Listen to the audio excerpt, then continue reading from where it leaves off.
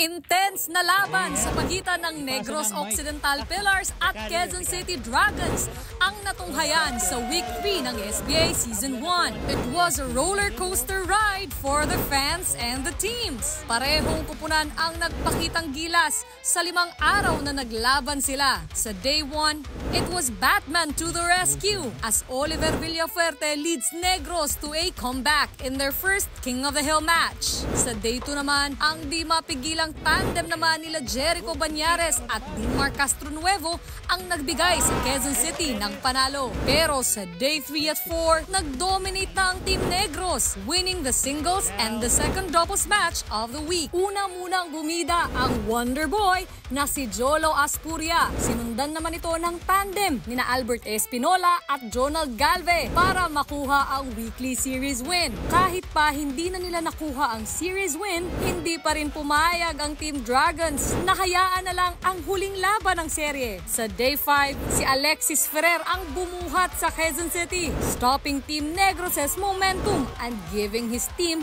the crucial 10-7 lead that led to their eventual 13-8 win. Halong gigil na rin kasi kahapon di ako pinapatiri. Lagi ko nakukuha yung pabor ng bola palagi sa amin. Kapansin-pansin naman ang pagpapalit head coach ng Team Quezon City matapos ang kanilang dalawang mapait na talo. Nakita lang namin na parang hindi masyadong nagja-jive yung coach namin tsaka yung mga players namin, and we needed a stronger voice, no, just to be frank na lang. Eto, hopefully na itong first game na to sana ito yung maging parang platform, magtuloy-tuloy na sana. Pinakauna kong gustong gawin dito, yung chemistry ng team is patibayin pa. Kasi yung skills andyan na yan eh. Yung chemistry na lang talagang kailangan para pag lumalaro, talagang tulungan. Hindi kasi pwedeng isa lang eh. Kailangan tulungan talaga dito. Sa ngayon, hawak ng Pillars ang top spot sa standing with 23 points, habang may 20 points naman ang Dragons. Target ng bad boys ng SBA na Team Negros na manatiling nasa top spot.